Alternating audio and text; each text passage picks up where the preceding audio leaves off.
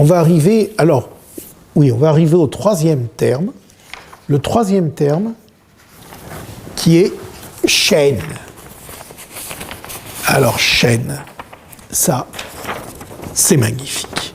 Vous voyez que déjà, si vous regardez les diagrammes, si vous vous souvenez des deux autres, pas de raison que vous en souveniez tous, mais bon, qu'importe, on n'a plus le grain de riz. Dans les deux cas, avant, il y avait un grain de riz ou de millet.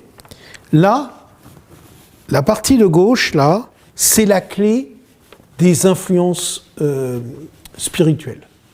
Quand il y a ce terme-là dans un idéogramme, c'est toujours qu'il est question d'un temple, c'est quelque chose qui est lié spécifiquement au spirituel.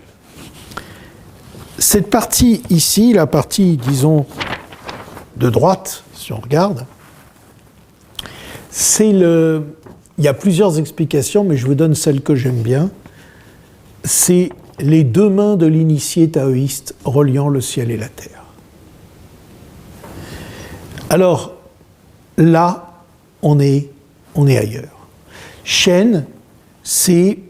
Alors, le texte va nous dire quand deux signes, deux essences, deux principes vitaux se rencontrent, c'est Shen. C'est-à-dire, ça crée un nouveau point de vue.